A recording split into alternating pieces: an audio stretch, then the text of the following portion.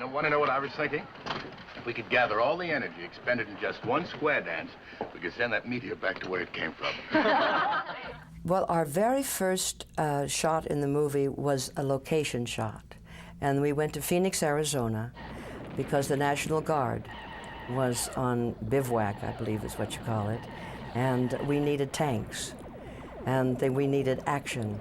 And so we were flown there. It was raining, it was muddy, it was cold, it was miserable. And when those tanks ran, they didn't stop and start for us. Gene Barry and I had to run around and dodge all those things.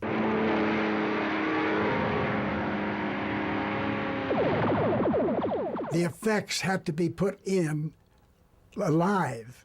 Falling beams, burning beams. We did some of the actual footage.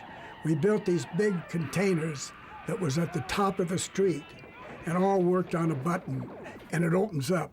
So they can time it so that it comes right on the back of the double or the actor that's doing it. Burning embers, smoke coming, and wind.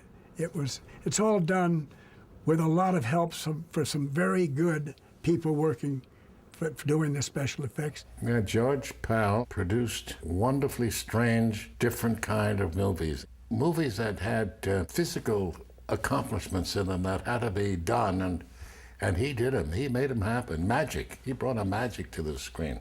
George knew what he wanted. He was on the set quite often, but he wasn't one to be always looking over somebody's shoulder. He let things flow. He let the director get out of the actors what he felt was right for the part. Mr. Haskins would laugh and he'd say, "All right, Ann, which frightening look shall we have you do today?" Everybody knew pretty well what Byron wanted. And if Byron didn't get what he wanted, we would do it over again, fill everything up, and start from scratch. Haskin had a tremendous knowledge of special effects. He had a really marvelous collaboration with Pal. They apparently got along well, at least when they were working together.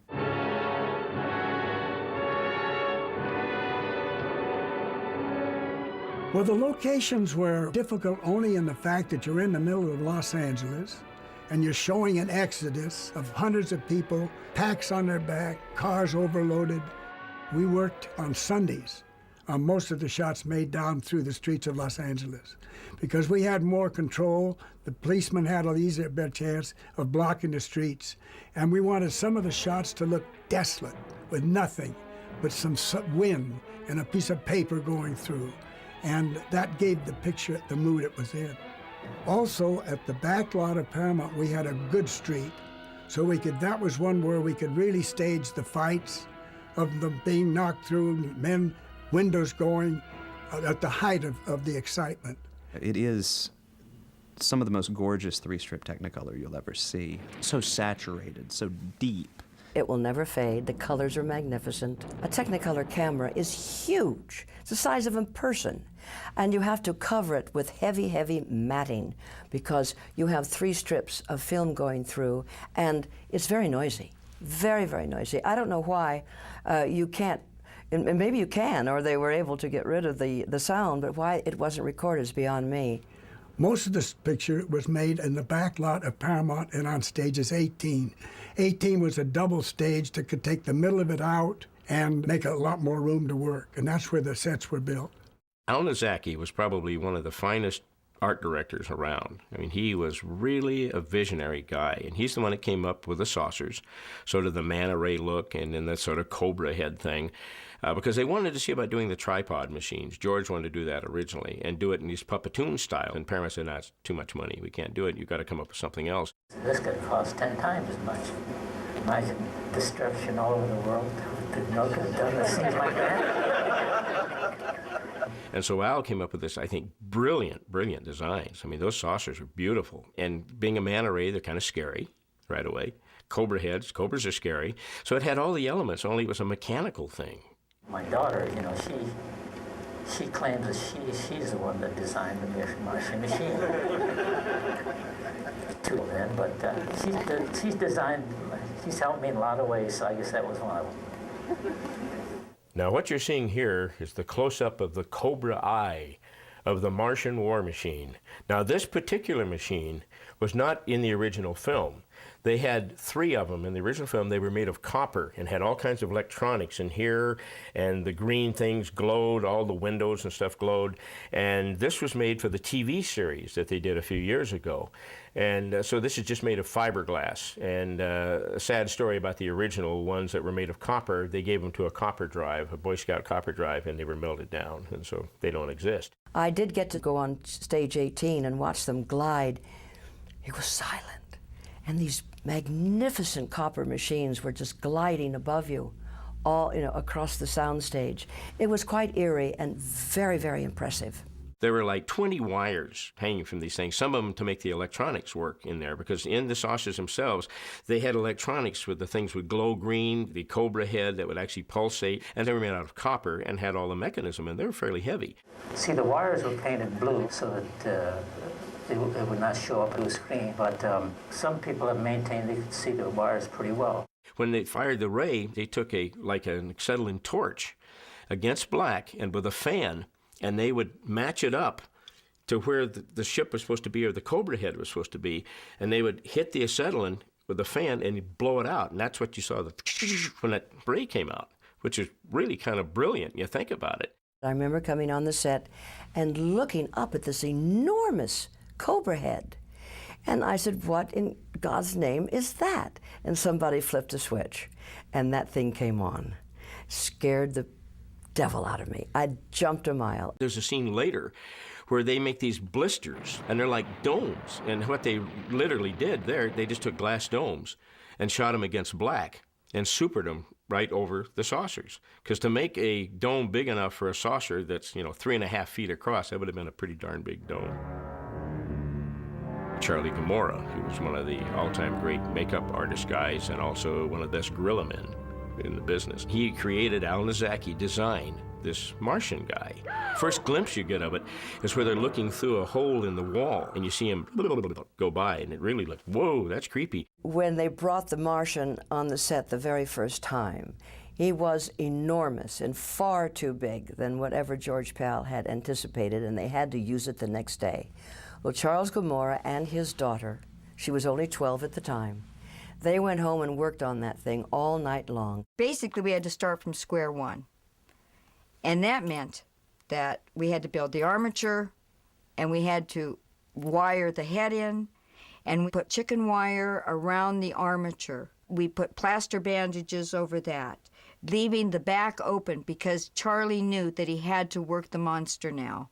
Charlie would kneel inside of it, and he could put his hands into the arms. They came about to the elbows of the Martian, and he had little pull rods that he could pull, and that made the fingers do this. And that's that one scene where you see a hand come in to grab Ann Robinson. The monster's arms was made for an over 6 monster. So now we have to work these huge arms into this very small body. We pulled the old latex off the old monster and layer it on first, and then start putting new layers on over it, and this is beginning to really start looking opaque and real.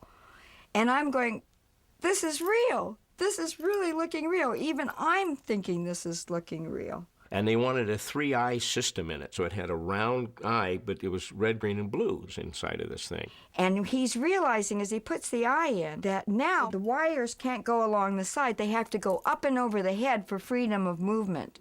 So this is where the veins in the head were totally a last-minute idea. As it gets close to dawn, we're realizing it's the deadline. And this Martian has not cured and is falling apart right before our eyes. We're wondering if this is going to hold up through the shot. But what are you going to do? So it's just a little more wet, pat, smush, mush, and hope that it doesn't show. But if you look very carefully, you can see the tape unwinding on the arms of the Martian. Diana, who was just a teenager at the time, was under the stage floor with little squeeze bottles making the veins pulsate inside the head. Charlie is listening for cues on his own. He's trying to get the prop man to go this way, that way, faster, not so fast, stop, go, left, right, pump, pump, pump, pump, pump, pump. All this is going on at the same time.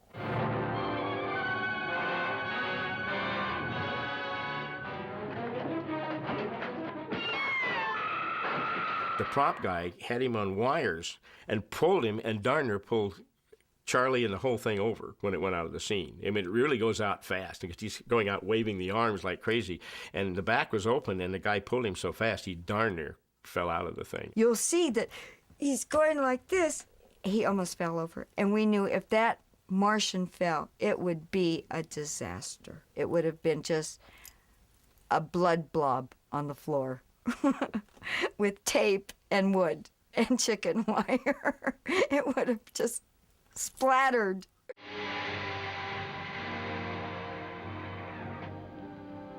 The best look you get of it is the arm at the end when it comes out and it dies. Charlie Gomorrah was on the other end of the arm blowing into a tube.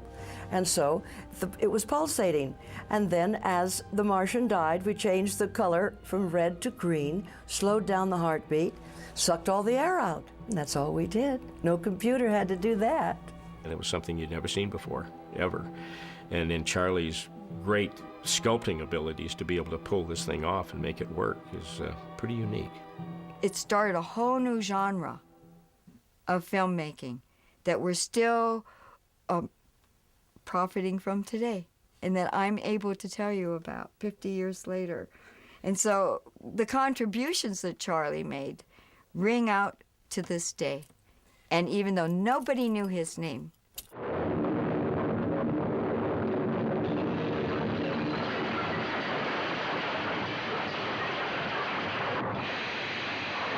after the filming was all over with, I went back on to see the miniatures, which was absolutely breathtaking because they weren't little, they were large. The City Hall had to be, between 8, 10, 12 feet tall. Men were on ladders to get to the top of it to get the beacon, to work. The miniature sets were very interesting in the work that went into them because they were exact duplicates in miniature of the buildings that we were trying to say was in the picture.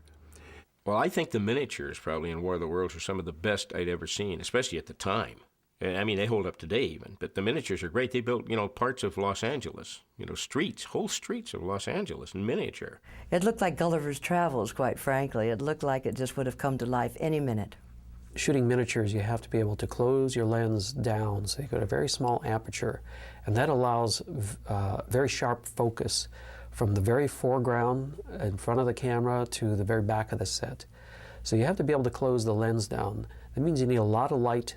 The thing that people don't remember nowadays were the tremendous arc lights they had. They had 2 filaments that would come together and they'd set them on fire inside, and they were carbon.